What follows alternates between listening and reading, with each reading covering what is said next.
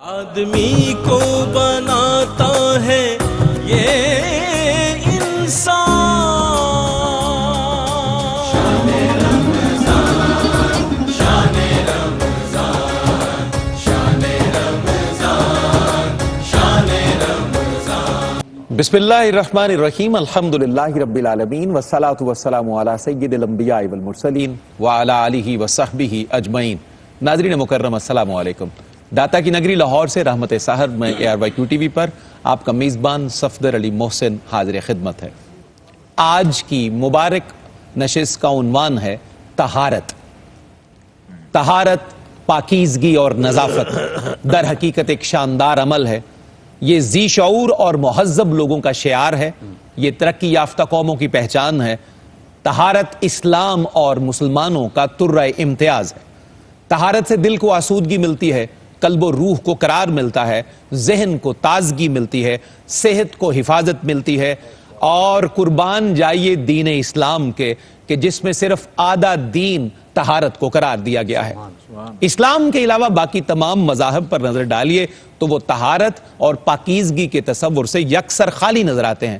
اپنے آپ کو عہد موجود کی مہذب ترین اقوام کہلانے والی قومیں اور دنیا کی چیمپئنز کہلانے والی قومیں جو ہیں ان کی چند سو سال پرانی تاریخ دیکھیے. جس قدر گندگی، جس قدر جہالت ان اقوام میں نظر آئے گی، اس کی مثال دنیا بھر میں کہیں اور نہیں ملتی. چشم فلک نے یہ نظارے بھی دیکھے ہیں ناظرین کہ 50 سال تک ہاتھ اور پاؤں نہ دھونا یہ عادت سمجھی جاتی تھی. مغربی دنیا کے کچھ ممالک میں ایسا بھی دیکھا گیا کہ کسی بادشاہ پر کفر کا فتویٰ لگا تو اس پر سب سے بڑا الزام یہ تھا کہ وہ روزانہ غسل کرتا ہے. اندازہ لگائیے. اور روزانہ غسل کرنے والی کئی قوموں میں کئی افراد کو باقاعدہ سزا دی جاتی تھی. اور کچھ اقوام میں 15ویں صدی میں یہ وتیرہ بھی تھا کہ باقاعدہ ایک عدالت قائم کر کے غسل کرنے کی پاداش میں، طہارت اور پاکیزگی کو قائم رکھنے کی پاداش میں بڑی بڑی سزائیں وہاں تفویض کی جاتی تھیں. یہ بدبودار اور گندا ماحول تھا دنیا نے جو دیکھا. لیکن قربان جائیے اسلام کی طہارت پر، پاکیزگی پر، نظافت پر کہ آدھا دین صفائی کو، طہارت کو، پاکیزگی کو قرار دے دیا. اللہ رب العزت کا شکر ہے کہ اللہ رب العزت نے ہمیں ایک ایسے دین سے وابستہ کیا ہے جس میں طہارت کو، پاکیزگی کو، نظافت کو ہمیشہ عبادت قرار دیا گیا ہے. اللہ اور اس کے رسول نے اس کی باقاعدہ تحسین فرمائی ہے. اجر سے نوازے جاتے ہیں وہ لوگ جو اس پاکیزہ عادت کے حامل ہوتے ہیں. آج کی مبارک نشست میں ہم طہارت کو، نظافت کو، پاکیزگی کو اور اس مبارک عنوان کو اپنے اسکالرز کی مدد سے سمجھنے کی کوشش کریں گے انشاءاللہ. آئیے بڑھتے ہیں اپنے معزز مہمانوں کے خیر مقدم کی طرف. بہت خوبصورتی سے ٹرانسمیشن کا آغاز کیا آیات تطہیر کی تلاوت کرتے ہوئے. آج کے موضوع کو بھی بڑا خوبصورت قرآنی انداز میں بیان کیا جناب قاری خادم بلال مجددی صاحب نے. السلام علیکم. وعلیکم السلام ورحمۃ اللہ. قاری صاحب خوش آمدید. اور ہمارے موضوع کو بالکل ابتدا میں آپ نے قرآنی مضامین کی صورت میں کھول دیا. اللہ رب العزت آپ کو جزا سے نوازے. ہمارے ساتھ تشریف فرمائے ہیں پہلی نشست سے آج کی نشست تک ہمیں ان کی رہنمائی، ان کا تعاون اور اپنے منصب کے ساتھ بہت اچھے انداز میں انصاف کرنے والے ہمارے انتہائی محترم جناب مفتی محمد طاہر تبسم قادری. السلام علیکم. وعلیکم السلام ورحمۃ اللہ. مفتی صاحب خوش آمدید. بہت شکریہ، جزاک اللہ. ہمارے ساتھ تشریف فرما ARYQ TV کا ایک بڑا باوقار چہرہ، طویل عرصے کی ان کی وابستگی، خوبصورتی سے اپنے حصے کا کام کرنے والی باوقار شخصیت جناب علامہ محمد شہزاد مجددی. السلام علیکم. وعلیکم علامہ السلام صاحب خوش آمدید. اللہ بہت شکریہ، نوازش. اور آج موضوع طہارت ہے. ہماری خوش بختی ہے کہ خانوادہ تطہیر کا ہی ایک مبارک فرد ہماری نشست میں تشریف فرما ہے اور دودمان رسالت کے چشم و چراغ، مقتدر عالم دین بھی اور قانون دان بھی، زیب سجادہ آستانہ عالیہ بوکن شریف گجرات جناب سید عتیق الرحمان شاہ صاحب بخاری. السلام علیکم. وعلیکم السلام. شاہ جی خیر مقدم آپ کا. اللہ آپ پہ رحمت فرمائے جناب. مکرم ناظرین آئیے آج کے موضوع پر گفتگو کا آغاز کرتے ہیں. طہارت آج کی مبارک نشست کا عنوان ہے. مفتی صاحب قبلہ سے گفتگو کا آغاز کرتے ہیں. مفتی صاحب قبلہ، اسلام میں طہارت اور پاکیزگی کی جو اہمیت ہے اور اسلام اس کو جس طرح بڑھا کر اور خوبصورتی سے بیان کرتا ہے، میں چاہتا ہوں یہیں سے آغاز فرمایا جائے. نحمدہ ونصلی ونسلم علی رسولہ الکریم. اما بعد فاعوذ باللہ من الشیطان الرجیم. بسم اللہ الرحمن الرحیم. بہت ہی ایمان افروز موضوع ہے، اور اللہ اس موضوع کی برکت سے ہمیں بھی تطہیر کی برکات عطا فرمائے۔ الہی آمین۔ اللہ حضرت مولانا حسن رضا خان نے کہا تھا کہ ان کی پاکی کا خدا پاک کرتا ہے بیان، کیا کہنے، سبحان آیا تطہیر سے ظاہر ہے شان اہل بیت۔ اللہ اکبر۔ دین اسلام میں اور نظام مصطفیٰ میں اور آقا علیہ السلام کی حیات پاک میں طہارت، نظافت، صفائی ستھرائی، روح کی، قلب کی، باطن کی، ظاہر کی، عقیدے کی اور اعمال کی، اس کی اہمیت کا اندازہ اس ایک بات سے لگا سکتے ہیں۔ آپ نے اپنے انٹرو میں کہا نا کہ اسے عبادت قرار دیا گیا ہے، عبادت سے بھی آگے اس کو نصف ایمان قرار دیا۔ اللہ اکبر کبیرہ، اللہ اکبر۔ آدھا ایمان نبی سے رحمت صلی اللہ علیہ وآلہ وسلم کا فرمان عالی شان جو زبان زد عام و خاص ہے، آقا علیہ السلام نے فرمایا الطہور شطر الایمان، اللہ اکبر کبیرہ، فرمایا طہارت نصف ایمان ہے۔ صلی اللہ علیہ وسلم۔ اور یہ بھی بڑی ایمان افروز بات ہے کہ اس کو نصف ایمان کیوں کہا ہے؟ یہ بڑی خوبصورت بات۔ یہ اس لیے نصف ایمان کہا ہے کہ ایک ہے ایمان، ایک ہے نصف ایمان، ایک ہے ایمان اور ایک ہے طہارت۔ تو جو ایمان لاتا ہے، جو دائرہ اسلام میں داخل ہوتا ہے، لا الہ الا اللہ محمد رسول اللہ پڑھتا ہے، تو اس کے تمام گناہوں پر معافی کی قلم پھیر دی جاتی ہے۔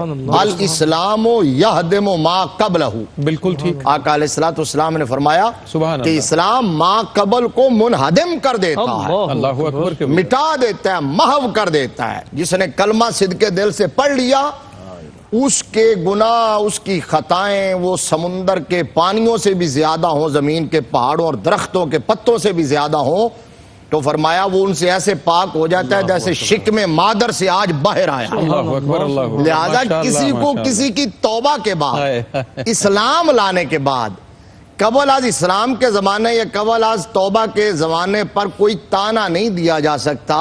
یہاں تو ستم ظریفی یہ ہے کہ لوگ اصحاب رسول کے بارے میں قبل از اسلام کی باتیں چھیڑ کے بیٹھ جاتے ہیں۔ اللہ اکبر کبیرہ۔ اب یہاں یہ آقا علیہ السلام نے جو فرمایا نا طہور شطر الایمان، ایمان ما قبل کو مٹا دیتا ہے، چونکہ جو بھی ہو سب کو محو کر دیتا ہے، اور صفائی جو ہے نا وہ وہاں چاہے غلاظت عقیدے کی ہو یا عمل کی ہو، سب کو مٹاتا ہے۔ اور یہاں کا الطہور شطر الایمان، یہ صفائی طہارت چونکہ ظاہر کی غلاظت کو دور کر کے پاک اور صاف ستھرا کر دیتی ہے، اس لیے اس کو نصف ایمان قرار دیا گیا ہے۔ اور اللہ تبارک و تعالیٰ نے ارشاد فرمایا ان اللہ یحب التوابین ویحب المتطہرین، فرمایا بے شک اللہ تبارک و تعالیٰ توبہ کرنے والوں سے بھی محبت رکھتا ہے اور طہارت حاصل کرنے والوں سے بھی محبت رکھتا ہے۔ یہاں بھی بڑی ایمان افروز بات ہے، یہاں یحبو کے بعد دو چیزیں ذکر، ایک توابین اور ایک متطہرین۔ کیا بات اس کا مطلب یہ ہے کہ یہ فرمایا گیا کہ جو اندر کی طہارت حاصل کر لے اللہ اسے بھی محبوب رکھتا ہے، جو ظاہر کی طہارت حاصل کر لے اللہ اسے بھی محبوب رکھتا ہے۔ زندہ بات مفتی صاحب، سبحان اللہ، سبحان اللہ، سبحان اللہ۔ گفتگو کا سلسلہ ناظرین ہمیں آگے بڑھانا ہے، لیکن ایک اور شخصیت ثناخان رسول صلی اللہ علیہ وسلم، داتا کی نگری لاہور سے ہی ان کا تعلق ہے۔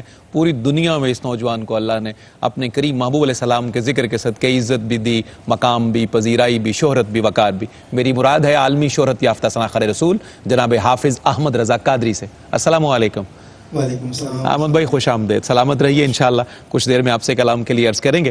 علامہ صاحب قبلہ الطہور شطر الایمان، ایسا خوبصورت ایک جملہ آب وحی سے دھلی ہوئی زبان مصطفی سے ادا ہوا ہے، میں چاہتا ہوں اس کو مزید کھولا جائے تاکہ ہمیں پتہ چلا جائے کہ یہ آج کس مقدس عمل کی ہم بات کر رہے ہیں۔ بسم اللہ الرحمن الرحیم، الحمدللہ رب العالمین، والصلاة والسلام علی اشرف الانبیاء والمرسلین وعلی آلہ وصحبہ اجمعین۔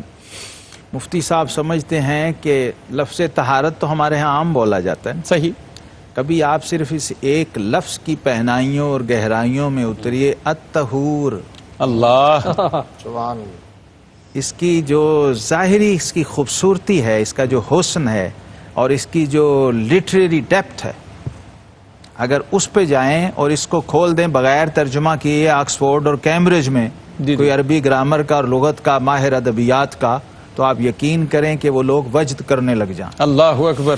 یہ صرف لفظ طہور نبی رحمت صلی اللہ علیہ وسلم کا معجزہ ہے۔ اللہ، آقا کریم علیہ الصلوۃ والسلام کی ذات گرامی اور آپ کی بارگاہ، مجھے تو جب بھی یہ لفظ بولا جاتا ہے، پڑھا جاتا ہے یا لکھا جاتا ہے تو مجھے ایسے لگتا ہے کہ طہارت کی ایک آبشار ہے جو جھرنوں سے بہتی ہوئی گر رہی ہے۔ اللہ، نبی رحمت امام الانبیاء والمرسلین صلی اللہ علیہ وسلم کی زبان اقدس و اطہر سے جو بھی کلمہ، جو بھی جملہ ادا ہوا ہے، جوامع الکلم کہا گیا اس کو۔ درست۔ آپ صلی اللہ علیہ وسلم نے خود فرمایا کہ اللہ نے مجھے جوامع الکلم عطا فرمائے۔ بے شک، یہ ان جوامع الکلم میں سے ہے، 3 لفظ ہیں صرف، الطہور، شطر شطر، اور ایمان۔ اور 3 لفظوں میں پورے کا پورا جو اس کا مضمون، مفہوم، جو اس کی کیفیت ہے وہ بیان کر دی گئی۔ یعنی رسماً یا ظاہراً تو ہم اس کو کہہ رہے ہیں کہ یہ الطہور شطر الایمان ہے، حقیقت میں آپ دیکھیے جب عملی میدان میں آپ اترتے ہیں نا تو آپ طہارت کے بغیر صفدر صاحب کہیں کے بھی نہیں ہیں۔ بڑی خوبصورت بات ہے قبلہ، بات آپ مسجد میں انٹر نہیں ہو آپ سکتے، کی آپ بات روزہ اتنی نہیں رکھ قیمتی ہے۔ سکتے، زکوٰۃ نہیں دے سکتے، حج نہیں، یعنی اللہ کی بارگاہ جو کہ آپ ہیں، آپ ہائے، کوالیفائی نہیں کرتے کہ اللہ اور اس کے حبیب کی بارگاہ میں بغیر اللہ طہارت کے اکبر، یہ بات اتنی قیمتی ہے کہ میں چاہتا ہوں کہ مزید کھولا جائے، لیکن وقفہ حائل ہے ہماری اس گفتگو میں، تو انشاءاللہ ناظرین یہ اسی موضوع سے انشاءاللہ وقفے کے بعد ہم جب آتے ہیں یہیں سے کھولیں گے کہ طہارت کے بغیر ہم کسی کام کے لائق نہیں ہیں، کوالیفائی نہیں کرتے، اور پہلی شرط پہ ہی شاید پورا نہیں اترتے اس کے بغیر۔ ایک مختصر سا وقفہ ہے رحمت سحر میں، واپس آتے ہیں تو یہیں سے بات مکمل کر کے انشاءاللہ پھر کلام کی طرف بڑھیں گے۔ ناظرین آپ کا خیر مقدم ہے رحمت سحر میں، ہمارا سیگمنٹ ہے ایمان اور رمضان۔ آج موضوع سخن ہے طہارت۔ خوبصورت گفتگو سے مفتی صاحب نے آغاز کیا اور بات کو آگے بڑھایا ہے علامہ محمد شہزاد مجددی نے، جس بات سے ہمارا سلسلہ قطع ہوا تھا ٹھیک وہیں سے متصل ہوتے ہیں۔ جی علامہ صاحب، وہ جملہ آپ کو اس نے مجھے بڑا لطف دیا ہے کہ اگر ہم یہ جو کرائیٹیریا ہے اس کو پورا نہ کریں تو ہم تو شاید پہلی شرط کے بھی قابل نہیں ہیں، کسی لائق نہیں ہم۔ کوالیفائی نہیں کرتا بندہ کسی بھی کام کے لیے جو اسلام نے ہم پر لازم کی ہیں، عبادات ہیں، اذکار ہیں، بارگاہ الہی میں حاضری ہے، بارگاہ رسالت میں آپ صلی اللہ علیہ وسلم میں حاضری۔ دوسری بڑی اہم بات یہ ہے کہ قبولیت کی شرائط میں بھی طہارت لازم ہے۔ بڑی بات ہے، اللہ اکبر۔ دیکھیے ایک تو ہے انٹری، آپ کو موقع دیا جا رہا ہے، موقع دے دیا، اس کے لیے بھی طہارت شرط ہے، بالکل ٹھیک ہے، اس کے وہاں بغیر طہارت تو- شرط۔ اس کے بغیر یہاں بھی نہیں فرمایا possible۔ ان اللہ طیب لا یقبل الا طیبا، اللہ اکبر، ہائے ہائے ہائے، چونکہ معبود خود پاک ہے، ہاں، اس لیے جو کچھ اس کی بارگاہ میں پیش ہونا ہے جب تک وہ پاک نہ ہو وہ قبول نہیں۔ ہائے ہائے، پاکی کے بغیر قبول نہیں۔ آغاز بھی طہارت ہے اور اختتام بھی اختتام طہارت بھی۔ ہے۔ کیا بات ہے، دیکھیے دونوں اللہ پہلو اگر ہمارے سمجھ میں آ جائیں، اور بالکل سمپل چیزیں ہیں، بہت سادہ اور واضح، اور 2 ٹوک ہیں، کوئی پیچیدگی، کوئی مشکل نہیں۔ پھر نبی رحمت امام الانبیاء والمرسلین اور صلی اللہ سید علیہ وسلم، المتطہرین صلی اللہ صلی تعالی اللہ علیہ وسلم قرۃ کا عین بک فرمان رسول اللہ۔ گرامی آپ سنیے۔ آپ صلی اللہ علیہ وسلم نے فرمایا، عام ہم سب بچپن سے سنتے آ رہے ہیں، نماز جنت کی کنجی ہے، کنجی ہے، تو آقا کریم علیہ السلام نے فرمایا الطہور مفتاح الصلاۃ، ہائے ہائے ہائے ہائے، طہارت نماز کی کنجی کنجی ہے، ہے، ہاں، وضو نماز کی کنجی ہے۔ نماز کی کنجی، پھر فرمایا لا صلاۃ لمن لا وضو لہ، اللہ اکبر، جس کا وضو نہیں اس کی نماز نماز ہی نہیں۔ ولا وضو لمن لم یذکر اسم اللہ علیہ، اللہ، ماشاء اللہ ماشاء اللہ، اور جس نے اس اللہ وضو میں اکبر، اللہ کا نام پہلے نہ لیا اس کا وضو نہیں۔ کیا بات ہے۔ اب یہاں یہ دونوں باتیں اب پھر جڑ گئی ہیں اسی حدیث پاک میں کہ آپ نے صرف رسمی طہارت یا وہ ارکان ادا نہیں کرنے کہ چلو کلی کر لی، جی بالکل، نہیں، پہلے اس معبود کا نام اس پہ لیا جانا ضروری ہے۔ اور ایک بات آج حدیث پاک ہے، آج کا سمجھیے تحفہ ہے، ہدیہ ہے، گفٹ ہے ہمارے دیکھنے سننے والوں کے لیے اور وضو کرنے والوں کے لیے، کہ نبی رحمت صلی اللہ علیہ وسلم نے فرمایا، اور یہ سند حسن کے ساتھ اس کو امام حیثمی نے مجمع الزوائد میں اس روایت کو نقل کیا ہے کہ جب کوئی وضو کرنے والا وضو سے پہلے پڑھ لے بسم اللہ والحمد للہ، اللہ، تو جب تک اس کا وضو قائم رہتا ہے فرشتے اس کی نیکیاں لکھتے رہتے ہیں۔ اللہ اکبر، سلام علیکہ یا رسول اللہ، اللہ اکبر۔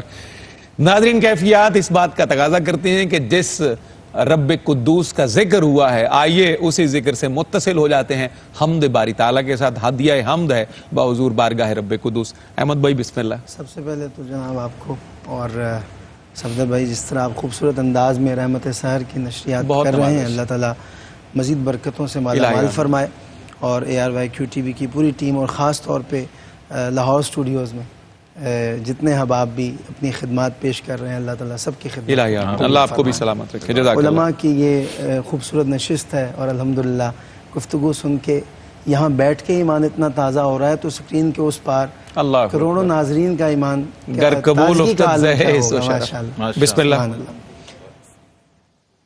یہ زمین جب نہ تھی آسمان جب نہ تھا،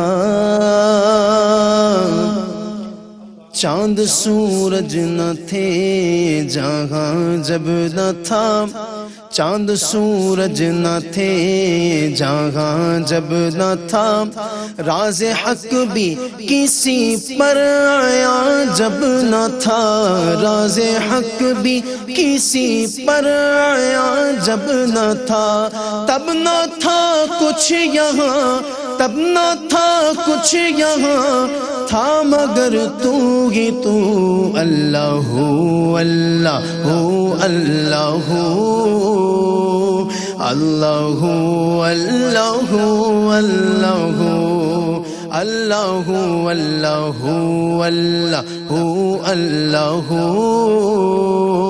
اللہ ہو اللہ ہو اللہ ہو۔ پہنچے معراج میں سرور انبیاء، پھر نہ معبود و بندے میں پردہ رہا، پہنچے معراج میں سرور انبیاء، پہنچے معراج میں، ہاں پہنچے معراج میں سرور اللہ جل جلالہ۔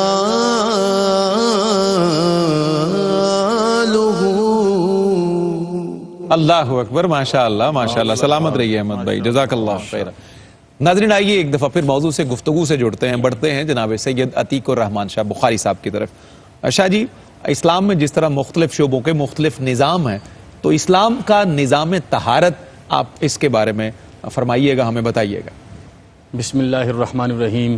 علماء کرام کی اجازت سے عرض کروں گا کہ جس طریقے سے ابھی تک طہارت پہ بات ہوئی، اور آج یہ موضوع بھی ایسا ہے کہ طہارت ہو تو لفظ طہارت نکل سکتا ہے، لیکن اگر طہارت کو آپ صوفیاء کی نظر سے دیکھیں گے تو یہ ہے کہ پانی، آنسو، شوق اور عشق جہاں اکٹھا ہو جائے اسے طہارت کہتے ہیں۔ بھئی کیا کہنے، یہ ساری کیفیات جہاں پر موجود ہوں گی سبحان تو اللہ، اسی سبحان کو طہارت کہتے ہیں۔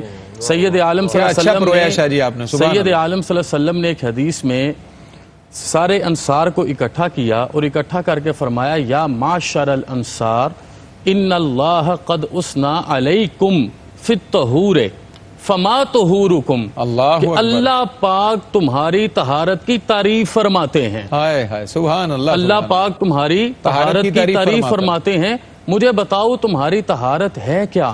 تو عرض کی گئی، نتودع للصلاۃ ونغتسل فی الجنابہ ونستنجی بالماء، کہ اللہ کے نبی جب ہم نماز کو دیکھتے ہیں نا تو نماز کے لیے ہم وضو کرتے ہیں، اگر جنابت کا معاملہ ہو تو پھر ہم غسل کرتے ہیں، اور اہم بات یہ ہے کہ ہم پانی کے ساتھ اپنی طہارت کو ایک استنجے کی شکل میں بناتے ہیں۔ میرے حبیب مکرم صلی اللہ علیہ وسلم کے چہرے پہ مسکان آ گئی تو آپ نے ارشاد فرمایا، فَهُوَ ذَاكَ فَعَلَيْكُمُوهُ، مبارک ہو، یہی وہ کام ہے جس کی وجہ سے اللہ تمہاری تعریف فرماتا ہے۔ اللہ اکبر۔ اب اس پورے نظام کو دیکھیں تو اس کے پیچھے ایک پورا فلسفہ ہے، وہ بھی سید عالم صلی اللہ علیہ وسلم نے ترمذی شریف میں بیان فرمایا، اور وہ فلسفہ سنیے، حدیث سنیے، اور اس کے اوپر اپنے بخت پہ رش کیجئے، اور وہ فلسفہ یہ ہے، ان اللہ طیب یحب الطیب، نظیف یحب النظافہ، کریم یحب الکرم، جواد یحب الجود۔ اللہ اب اس پورے فلسفے کو سمجھیں تو پھر پتا چلے گا کہ قرآن پاک کی آیہ کریمہ میں جو ارشاد فرمایا، فیہ رجال یحبون ان یتطہروا واللہ یحب المطہرین، اور اس کی کیفیت پھر یہ ہوتی ہے کہ سیدہ کائنات جب وضو فرمانے لگتی ہیں، وضو فرماتے وقت جو صاحبہ تطہیر ہے جب طہارت آشنا ہونے لگتی ہیں